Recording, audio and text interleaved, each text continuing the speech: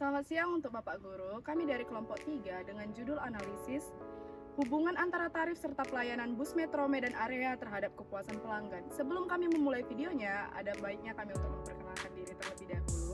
Saya sendiri atas nama Cindy Clarta Tarigan. Dan saya atas nama Dia Simatupang. Saya Basri Adi Kumorang. Saya Desi Adrina Sitohang. Dan saya Aisyah Triananda. Maka dari itu kami akan memulai videonya. Selamat menyaksikan. Baik, yang pertama adalah pendahuluan. Pada bagian pendahuluan sendiri akan saya jelaskan. Di bagian pendahuluan kami menulis latar belakang dari penelitian kami, serta rumusan masalah. Selanjutnya juga tujuan penulisan serta manfaat penulisan. Yang pertama ada pendahuluan, yang kami awali oleh latar belakang masalah. Di sini kami membahas mengenai transportasi umum memainkan peran vital dalam memenuhi kebutuhan mobilitas penduduk di kota-kota metropolitan seperti Medan. Dalam beberapa tahun terakhir, dari data yang telah kami kumpulkan, pemerintah kota telah berupaya meningkatkan kualitas layanan transportasi untuk meningkatkan kepuasan pelanggan dan mengurangi kemacetan lalu lintas. Oleh karena itu, di sini kami mengambil rumusan masalah yang menjurus pada hal tersebut. Yang pertama, bagaimana hubungan antara tarif yang dikenakan bus metro dan tingkat penggunaan layanan dengan tingkat kepuasan pelanggannya di kota. Selanjutnya ada, apakah tarif yang lebih tinggi nantinya maupun rendah akan mengurangi minat dari masyarakat untuk menggunakan bus metro? Tujuan dari penulisan kami sendiri yang pertama itu untuk menentukan hubungan antara tarif yang dikenakan oleh bus metro dan tingkat penggunaan layanan dengan kepuasan pelanggan di kota Medan. Yang kedua, mengidentifikasi dampak tarif yang berbeda terhadap tingkat penggunaan layanan, bus metro, dan kepuasan pelanggan. Dan yang ketiga, untuk mengidentifikasi faktor-faktor lain yang mempengaruhi kepuasan. Selanjutnya kami akan membahas tentang manfaat penulisan. Manfaat dari penelitian ini adalah yang pertama, memahami pengaruh dari fasilitas. Penelitian ini akan memberikan pemahaman yang lebih mendalam tentang sejauh mana tarif dapat berpengaruh kepada kepuasan konsumen serta fasilitas yang disediakan. Selanjutnya memberikan rekomendasi. Dengan hasil penelitian, pembaca ataupun penulis dapat memberikan rekomendasi konkret tentang peningkatan fasilitas yang dibutuhkan atau penyesuaian harga sewa yang sesuai. Dan selanjutnya memberikan wawasan. Hasil dari penelitian ini, kami harapkan juga dapat memberikan wawasan kepada peneliti dan pihak-pihak yang terkait dalam hal yang kami bahas, baik dalam faktor-faktor yang mempengaruhi minat dan masyarakat yang menggunakan transportasi tersebut. Yang selanjutnya ada sistematika yang kami gunakan dalam penulisan. Yang pertama, sistematika penulisan kami yaitu untuk memberi wawasan tambahan mengenai kelengkapan dari transportasi bus metro di Medan, serta memberi informasi kepada para pembaca mengenai hal-hal yang terdapat di dalam bus metro Medan. Adapun sistematika penulisan tugas ini adalah sebagai berikut. Sistematika dari penulisan yang kami pilih adalah yang pertama ada pendahuluan, yaitu bab yang menguraikan tentang latar belakang, rumusan masalah, batasan masalah, tujuan, manfaat, dan sistematika dari penelitian kami. Yang selanjutnya ada tinjauan pustaka. Di bagian ini kami akan menguraikan definisi dari setiap konsep yang digunakan dalam penelitian. Yang ketiga ada metode penelitian. Yang kami pilih yaitu mengenai desain penelitian yang digunakan, penjelasan mengenai instrumen dan pengumpulan data serta metode statistik yang digunakan untuk menganalisis data. Yang selanjutnya ada hasil dari pembahasan pada bab 4. Pada bab ini akan kami isikan tentang uraian hasil data yang telah diperoleh selama penelitian, serta pembahasan sesuai dengan metode yang dipilih. Dan yang terakhir ada bab 5, simpulan dan saran. Bab ini menjelaskan tentang simpulan dari peneliti dan saran yang diharapkan untuk kami terima berguna bagi penulis serta orang yang bersangkutan di dalam penggunaan transportasi tersebut. Baik, selanjutnya bab 2 yaitu tinjauan pustaka. Penelitian terdahulu dalam penulisan ini kami menggali informasi dan penelitian-penelitian sebelumnya yang bertujuan untuk mendapatkan bahan perbandingan. Maka dalam tinjauan pustaka ini kami mencantumkan penelitian terdahulu. Yang pertama yaitu nama peneliti Fajri, judul penelitian menganalisis kepentingan dan kepuasan penumpang terhadap pelayanan bus Trans-Koeta Draja. Yang kedua itu hasil penelitian, kelengkapan fasilitas dan pelayanan bus. Dan persamaan dan perbedaannya, yaitu persamaan dari penelitian ini adalah menggunakan metode analisis untuk mengevaluasi kepentingan dan kepuasan penumpang terhadap kualitas pelayanan bus. Perbedaannya adalah lokasi dan lingkup penelitiannya. Yang kedua, nama peneliti Muhammad Ridwan, judul penelitian menganalisis kepercayaan pelanggan, kualitas pelayanan dan harga tiket terhadap keputusan pelanggan menggunakan jasa bus Transmetro Pekanbaru. Hasil penelitiannya yaitu mencakup beberapa temuan yang relevan terkait dengan keputusan pelanggan, harga tiket, menunjukkan bahwa faktor penting dalam keputusan pelanggan. Analisis dapat mengidentifikasi tingkat sensitivitas pelanggan terhadap harga tiket. Yang kedua yaitu nama peneliti Muhammad Ridwan. Judul peneliti menganalisis kepercayaan pelanggan, kualitas pelayanan dan harga tiket terhadap keputusan pelanggan menggunakan jasa bus Transmetro Pekanbaru. Yang ketiga ada hasil peneliti yaitu mencakup beberapa temuan yang relevan terkait dengan keputusan pelanggan, harga tiket menunjukkan keputusan pelanggan, analisis dapat mengidentifikasi tingkat sensitivitas pelanggan terhadap harga tiket. Dan yang terakhir ada persamaan dan perbedaannya. Persamaannya dari penelitian ini adalah metodologi penelitian yang digunakan seperti analisis kepuasan pelanggan, kualitas pelayanan, dan faktor harga. Perbedaannya adalah berada pada konteks geografis, demografis, dan karakteristik pasar. Selanjutnya adalah landasan teori. Yang pertama, hubungan antara tarif dan kepuasan konsumen, yang dimana mencakup studi yang menyelidiki bagaimana tarif yang dikenakan oleh layanan bus metro Medan Area yang berhubungan dengan tingkat kepuasan konsumen. Penelitian ini akan menganalisis apakah penaikan tarif akan menyebabkan penurunan kepuasan konsumen atau sebaliknya. Data yang diperoleh dari survei atau analisis statistik akan menunjukkan apakah ada hubungan positif, negatif, atau tidak ada hubungan antara tarif dan kepuasan konsumen. Yang kedua adalah pengaruh pelayanan terhadap kepuasan konsumen, yang dalam hal ini melibatkan identifikasi berbagai aspek pelayanan yang ditawarkan oleh bus metro Medan Area dan bagaimana hal itu mempengaruhi kepuasan konsumen. Aspek-aspek pelayanan ini mungkin termasuk kenyamanan, keamanan, kecepatan waktu, dan responsif terhadap konsumen. Penelitian ini akan mencoba untuk mengetahui yang paling berpengaruh terhadap kepuasan konsumen. Yang ketiga adalah analisis statistik yang relevan. Dalam penelitian ini, analisis statistik yang relevan akan melibatkan teknik-teknik seperti regresi untuk mengidentifikasi hubungan antara variabel tarif dan kepuasan konsumen. Serta teknik analisis seperti ini uji ketertarikan untuk menentukan apakah ada hubungan linear antara variabel-variabel tersebut. Nomor 4, studi kasus atau penelitian serupa. Penelitian yang telah dilakukan sebelumnya mungkin memiliki kesamaan dengan penelitian yang dilakukan. Misalnya, studi-studi ini mungkin telah melihat hubungan antara tarif, pelayanan, dan kebutuhan konsumen dalam penelitian transportasi umum di kota ini. Dalam penelitian tersebut, dapat memberikan wawasan dan pembanding pada penelitian tersebut. Dan yang terakhir adalah teori-teori manajemen dan pemasaran. Dalam penelitian ini, pendekatan kuantitatif dipilih sebagai kerangka metodologi untuk mengumpulkan data secara sistematis, menganalisis informasi numerik, dan mengeksplorasi hubungan antara variabel yang diteliti. Kuantitatif dengan jenis kausalitas, yaitu penelitian yang dimaksudkan untuk mengungkapkan permasalahan yang bersifat hubungan sebab akibat antara variabel independen dengan variabel dependen. Yang selanjutnya yaitu bab 3 yang berisikan metode penelitian. Dalam metode penelitian tersebut berisikan tentang beberapa poin. Yang pertama yaitu adanya variabel penelitian. Dalam variabel penelitian sendiri terbagi menjadi dua, yaitu variabel independen atau variabel bebas, dan yang kedua yaitu adanya variabel dependen atau variabel terkait.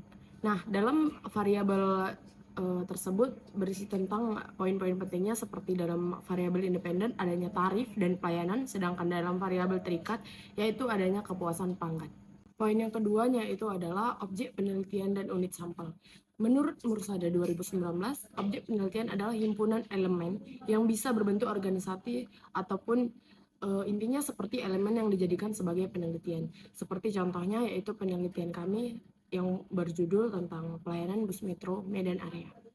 Yang poin kedua yaitu adanya unit sampel, adalah suatu atau sekelompok elemen yang menjadi dasar untuk dipilih sebagai sampel. Poin yang ketiga yaitu adalah populasi. Menurut Sugiono 2019, populasi adalah wilayah yang digeneralisasikan yang terdiri dari objek atau subjek yang mempunyai kualitas dan karakteristiknya sendiri.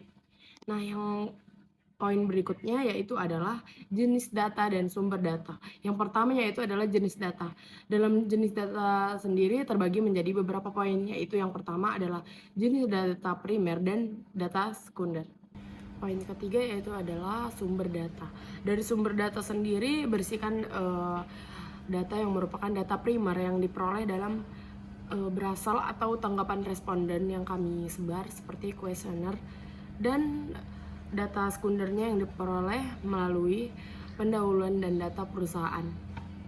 Poin berikutnya yaitu adalah metode pengumpulan data. Dalam metode pengumpulan data adalah suatu cara yang digunakan digunakan untuk mengambil informasi, penelitian, dan pengumpulan data. Yang pertama yaitu kuesioner. Kuesioner adalah teknik pengumpulan data yang dilakukan dengan cara memberi serangkut pertanyaan penulis kepada responden untuk dijawab. Menurut Sugiono 2019 mengatakan teknik pengumpulan data hasil kuesioner menggunakan skala Likert di mana alternatif jawaban positif 5 sampai dengan pemberian skor dilakukan atas jawaban responden, kemudian diberi skor dengan menggunakan skala Likert. Yang kedua yaitu wawancara. Wawancara adalah suatu pencapaian informasi yang dilakukan dengan cara mengajukan beberapa pertanyaan responden oleh Krisyantono 2020. Penulis melakukan wawancara data yang diperlakukan untuk mendukung kelengkapan data. Proses pengumpulan data ini dilakukan pada Bus Metro Medan Area. Yang ketiga yaitu penelusuran literatur. Penelusuran literatur dilakukan dengan cara mencari dan mencelaah terhadap data dan literatur yang sudah ada dan dipakai sebagai pendukung penelitian. Literatur bisa berawal dari jurnal, buku majalah, dan berbagai artikel. Poin yang keenam yaitu metode analisis data. Agar suatu data yang dikumpulkan bisa bermanfaat, maka data yang ada harus diolah dan dianalisis terlebih dahulu sehingga bisa dijadikan dasar untuk pengambilan suatu keputusan. Analisis data yang digunakan adalah yang pertama, analisis deskriptif. Analisis deskriptif adalah statistik yang digunakan untuk menganalisis data dengan cara mendeskripsikan data yang sudah terkumpul dengan apa adanya dan tanpa maksud membuat kesimpulan yang berlaku untuk umum. Dalam penelitian ini yang dianalisis adalah jawaban responden terhadap pertanyaan yang sudah diajukan yang berhubungan dengan harga, kualitas produk, dan promosi terhadap pertanyaan yang sudah diajukan yang berhubungan dengan harga, kualitas produk, dan kenyamanan terhadap keputusan pembelian dengan minat beli sebagai variabel modis Bus Metro Medan Area. Yang kedua yaitu analisis kuantitatif. Analisis kuantitatif adalah suatu analisis data yang digunakan ketika melakukan penelitian berkaitan dengan data numerik. Jenis metode ini memerlukan data bersifat numerik dalam jumlah besar dan bisa dihitung menggunakan rumus-rumus statistika. Berdasarkan metode statistik dan data tersebut diklarifikasikan dalam kategori tertentu dengan menggunakan tabel untuk mempermudah dalam menganalisa. Sedangkan menurut Kriantono 2020, metode penelitian yang berdasarkan pada simpel filsafat positifme digunakan untuk meneliti pada populasi atau simpel tertentu. Pengumpulan data menggunakan instrumen peneliti, analisis data bersifat kuantitatif atau statistik dengan tujuan untuk menguji hipotesis yang ditetapkan. Selanjutnya di bab 4 kami akan membahas mengenai hasil dan pembahasan. Yang pertama, bab 4, gambaran umum transportasi. Bus Metro pertama kali diperkenalkan di Kota Medan pada tahun 2018 sebagai bagian dari upaya pemerintah kota untuk meningkatkan infrastruktur transportasi umum. Inisiatif ini bertujuan untuk memperbaiki aksesibilitas transportasi bagi penduduk kota serta mengurangi kemacetan lalu lintas yang sering terjadi. Selanjutnya ada bagian 4.2 yaitu hasil penelitian. Bagian 4.2 yang pertama yaitu gambaran umum responden penelitian. Responden dalam penelitian ini adalah penggunaan dari bus metro di Kota Medan yang telah kami teliti yaitu secara keseluruhan berjumlah 100 orang. Yang mana yang telah menggunakan fasilitas dari bus ini sendiri secara berkelanjutan adalah yang berjenis kelamin laki-laki 50 orang serta juga perempuan 50 orang. Berdasarkan umur dominan yaitu 17-25 tahun sebanyak 51 orang dan berdasarkan pekerjaan yaitu pelajar termasuk SMP dan ke atas sebanyak 40 orang. Dan hasil dari uji validitas yang telah kami lakukan yaitu uji validitas sendiri di dalam sebuah penelitian berfungsi sebagai tolak ukur sah atau validnya untuk kuesioner yang diberikan. Perhitungan dinyatakan benar dan valid apabila R yang dihitung lebih besar daripada R tabel dan diterapkan dengan nilai diferensiasi atau dengan simbol DF sama dengan N kurang 2. di mana N tersebut adalah jumlah sampel yang kami miliki yaitu 100 kurang 2 yaitu jadi 98, dan jumlah konstruk sama dengan 2. Dengan nilai R tabel pada taraf kepercayaan 90% dengan kesalahan 10% atau nilai yang setara dengan alfa sama dengan 0,1, maka nilai R tabel yang kami miliki sama dengan 0,196. Maka hitungan dari nilai R yang valid apabila lebih kecil daripada 0,196. Di sini telah kami lampirkan mengenai tabel hasil uji validasi. Yang pertama ada variabel indikator pemberian harga X1, yang mana kami memiliki 3 indikator. Yang pertama pertanyaan X1 pertama, X2 yang kedua, dan X yang pertama yang bagian ketiga.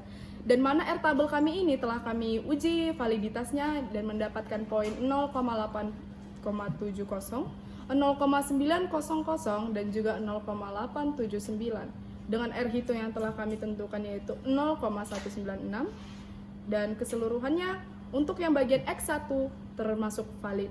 Untuk pelayanan yang kedua yang kami berikan adalah X2, yang mana X2 bagian pertama dan sampai yang ketiga. Untuk R tabel yang pertanyaan pertama kami mendapatkan angka 0,837, yang kedua 0,895, yang selanjutnya ada 0,859 dengan R hitung yaitu 0,196, yang mana semuanya termasuk valid. Yang selanjutnya ada kepuasan, yang mana tergolong ke dalam Y1 dengan indikator pertama, yang kedua, dan yang ketiga.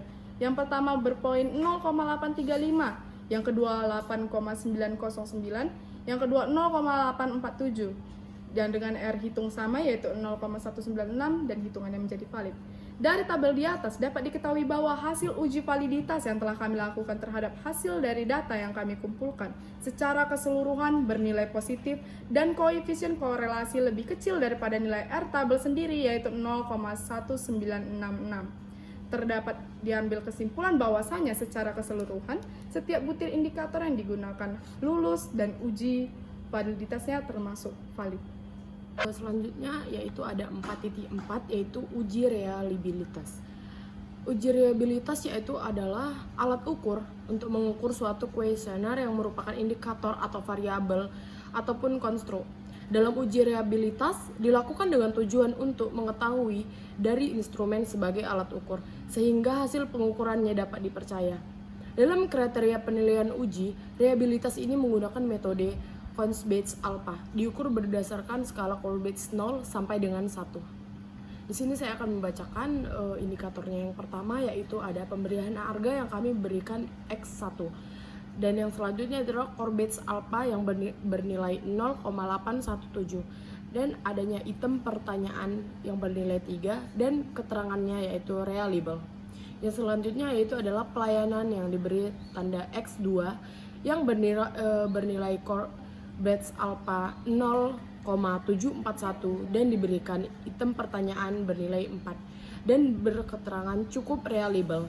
Yang selanjutnya yaitu adalah indikator kepuasan yang diberi tanda Y1 dan Colbert-Alpha 0,833 dan diberikan nilai item pertanyaan 4 dan berketerangan reliable.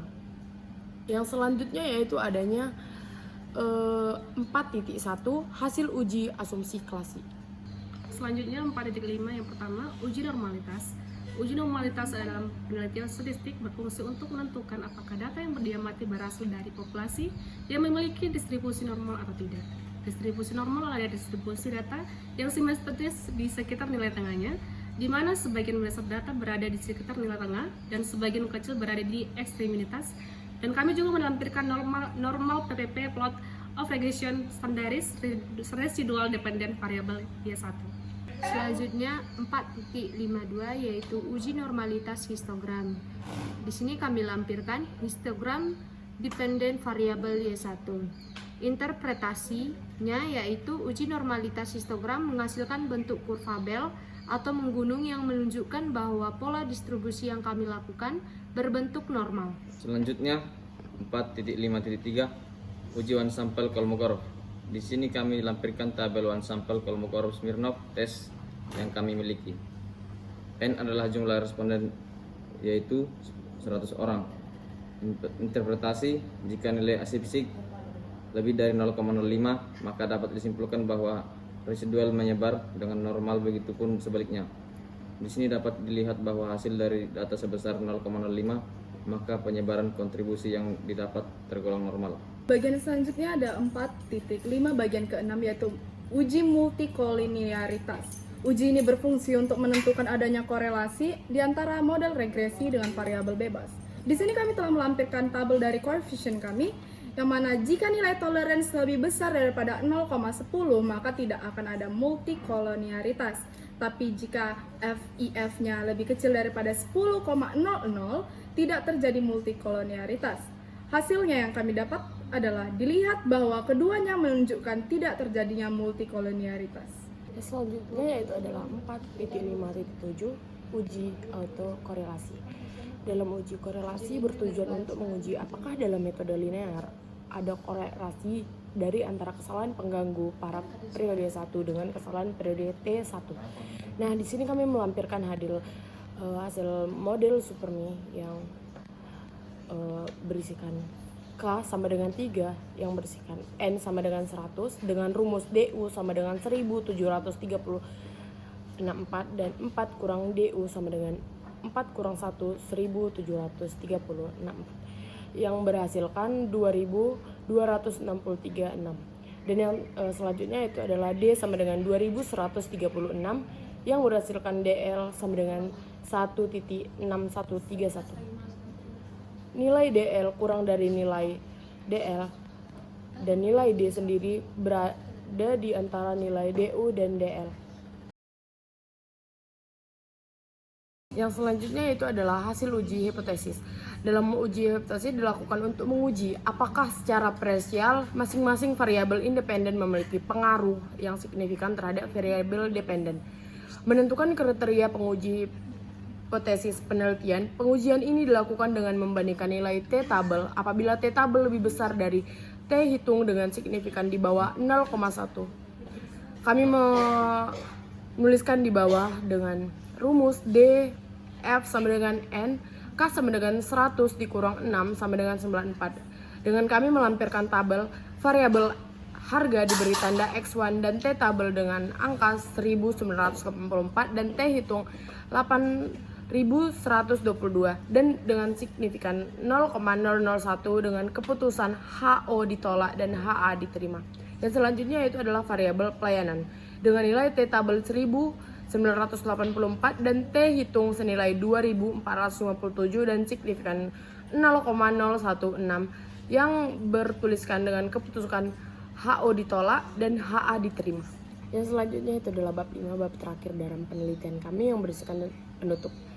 Dalam 5.1 yang berisikan kesimpulan, berdasarkan pada hasil penelitian yang telah dilakukan untuk menganalisa tingkat kepuasan pelanggan pada bus metro Medan Area, maka dapat diperoleh suatu kesimpulan bahwa terdapat kepercayaan yang cukup terhadap tarif serta pelayanan dan kepuasan terhadap pelanggan. Hasil uji validitas menunjukkan bahwa butir-butir pertanyaan dalam kuesioner dinyatakan valid dan menunjukkan bahwa instrumen penelitian ini telah teruji secara baik mengukur variabel S yang telah diteliti. Selain itu, uji reliabilitas juga menegaskan bahwa instrumen yang digunakan dalam penelitian ini dapat diandalkan dengan sebagian besar indikator memiliki tingkat reliabilitas yang baik. Namun demikian terdapat beberapa aspek yang memerlukan perhatian lebih lanjut. Misalnya indikator pelayanan memiliki tingkat reliabilitas yang cukup rendah, menandakan adanya potensi untuk perbaikan dalam hal ini. Selanjutnya, meskipun sebagian besar indikator memiliki tingkat reliabilitas yang cukup rendah, tetapi masih ada beberapa indikator yang memiliki tingkat reliabilitas yang baik, seperti pemberian dan kepuasan pelanggan. Dan terakhir yaitu 5.2 saran.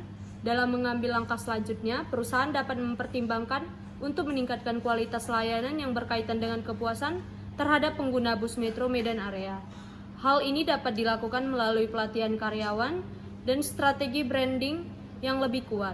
Selain itu, perusahaan juga dapat melakukan evaluasi lebih lanjut terhadap aspek-aspek yang memiliki tingkat reliabilitas yang tinggi untuk memastikan bahwa persepsi pengguna terhadap pelayanan dan kepuasan tetap konsisten dan memuaskan. Dengan demikian, perusahaan dapat terus meningkatkan kepuasan bagi pengguna bus metro Medan Area. Sekian dari hasil penelitian kami. Jika ada kurang atau salah, kami mohon maaf. Terima kasih.